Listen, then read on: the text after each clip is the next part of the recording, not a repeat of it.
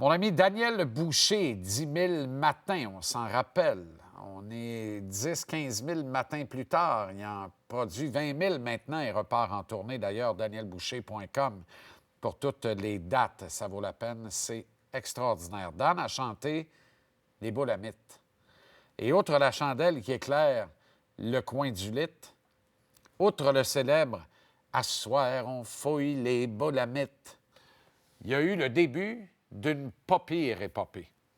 Et cette strophe s'applique admirablement bien au club du hockey canadien en cette fin de saison 24-25. Je vais donc modestement emprunter à Daniel le plaisir de vous en roter des petits bouts incongrus. D'abord, pas beaucoup de partisans, encore moins d'observateurs accordaient la moindre chance à cette équipe d'entrer en série de fin de saison ce printemps. Contre toute attente, le Canadien a eu le privilège de se faire sortir en 5 par les champions de l'Est, les Caps de Washington. Une chance unique d'ajouter au bagage d'expérience d'un groupe de joueurs au nombril vert. Montréal a l'équipe la plus jeune de la Ligue nationale et personne n'a pu me dire à ce jour la plus récente formation qui a composé une première unité d'avantage numérique comportant une moyenne d'âge de 21,4 ans. Contre vents et marées, les joueurs se sont soudés. Souvent sans trop savoir où s'en allaient les coachs, ils se sont ligués derrière leur mentor, leur leader. Martin Saint-Louis a trouvé les mots, il a forgé le chemin. Les joueurs ont acheté le plan aveuglément.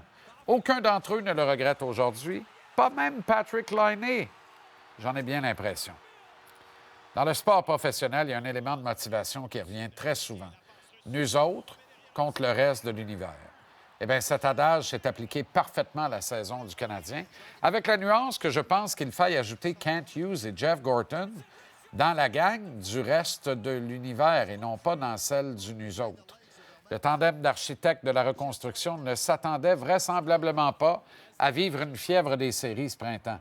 Il faut se rappeler que c'est le propriétaire Jeff Molson lui-même qui a lancé le fameux souhait d'être dans le mix à mon camarade Renaud Lavoie lors d'une entrevue de bilan de fin de saison 23-24 il y a déjà un an. Ce vœu de l'actionnaire de contrôle a trouvé écho au tournoi de golf lançant les activités du calendrier 24-25 en septembre, sans que ni Gorton ni Hughes ne puissent expliquer avec précision quel était l'objectif précis associé au principe d'être dans le mix. Les actions posées par Gorton Hughes, et j'ai envie de dire les inactions du tandem, tendent à démontrer que ce que l'on vient de vivre était pour eux carrément du bonus. Le crédit de cette admission à la vraie saison, c'est aux joueurs qu'il revient.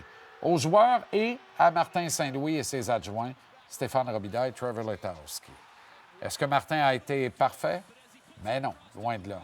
Mais qui peut prétendre être parfait dans ce bon monde? Chose certaine, il a été bien meilleur que moins bon. La progression de Martin Saint-Louis derrière un banc était palpable très clairement cette année. La plus belle illustration de ça en est son travail lors des séries face à la bande à OV. Coacher en saison, coacher en série, c'est deux affaires à l'instar de jouer en saison ou jouer en série. Martin Saint-Louis est un homme brillant, un garçon sensible, un gagnant incarné dans le cœur comme dans le sang. Il a assurément pris acte de ce qui s'est passé lors des 5 matchs de la série et il sera, j'en suis convaincu, bien meilleur la prochaine fois et encore plus la fois suivante. C'est le choix que l'organisation a fait. Force est d'admettre qu'elle ne s'est pas trompée. Martin est à sa place et je le crois lorsqu'il dit vouloir gagner la Coupe Stanley derrière le banc du Canadien. Pour y arriver, il devra cependant recevoir un appui nettement meilleur de ses deux acolytes et patrons, Jeff Gorton et Kent Hughes. C'est rien de moins que les 12 travaux d'Astérix version Gorton Hughes Associates qui attendent les hauts dirigeants des Glorieux. Il y a beaucoup de travail à faire, des brèches immenses à combler, que ce soit dans le top 6 en attaque ou au niveau de la profondeur et de la robustesse en général.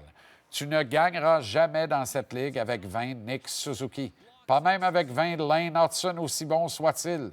Mais tu t'approches de gagner en entourant comme il se doit ces formidables athlètes avec ce qu'il faut de papier sablé afin qu'ils puissent travailler librement, sans peur de se faire déchausser par les Tom Wilson de ce monde, Des gars surtout courageux, vous remarquerez bien, avec les joueurs qui leur sont plus légers de 75 à 100 livres.